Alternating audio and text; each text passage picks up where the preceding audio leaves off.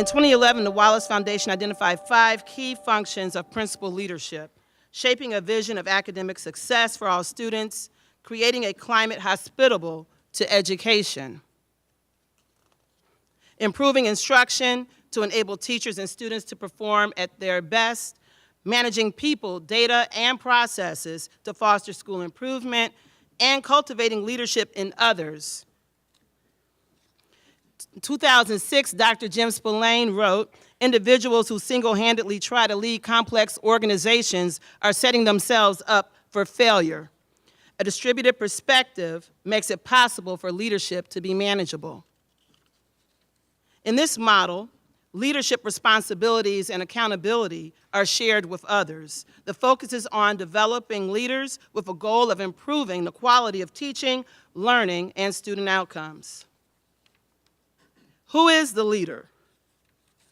The key idea is leadership teams and having a belief in the power of leadership teams, creating pools of talent which we can grow tomorrow's leaders.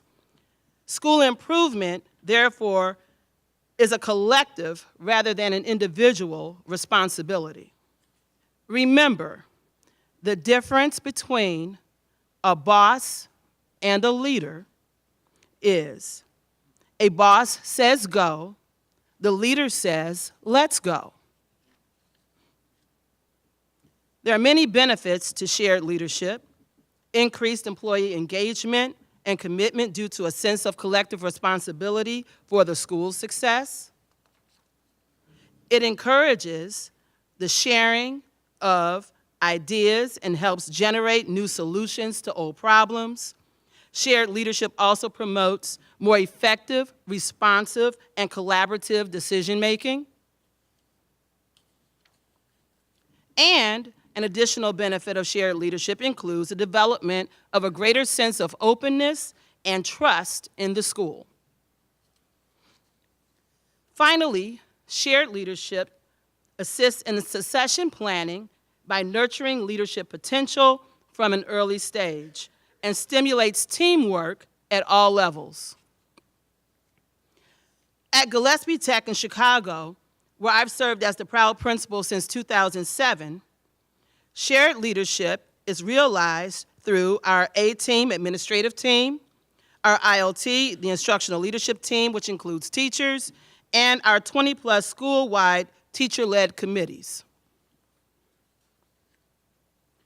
So, how can you get started sharing and building leadership capacity in others? In 2017, Todd Nordstrom wrote an article highlighting 4 ways to start sharing leadership. Number 1, be a cheerleader rather than the boss. Instead of seeing your role as the boss, someone who keeps people in line, cheer people on to become the best versions of themselves. Number 2, create a culture of empowerment. Empower your staff to challenge the status quo. Ask probing questions like, why can't we? What if we did this? And number 3, trust their expertise. Trust is conveyed through integrity, sincerity, reliability, consistency, commitment, and competence. Show that you trust their judgment and appreciate their knowledge. Number 4, appreciate their effort, energy, and guts. It's important to recognize people who are giving their best effort and taking a risk by leading. When you share leadership, your role shifts. Become the master of appreciation.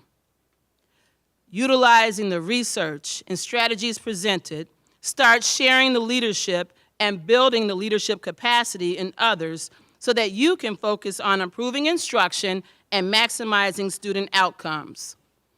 Ready, set, go. Remember, you are not a leader until you can produce another leader who can produce another leader. True leaders don't create followers, they create more leaders. And I'd just like to say that CPS is proud that 3 principals and 2 assistant principals that were once teachers at Gillespie Tech, since I've been there, are working in the system. Thank you.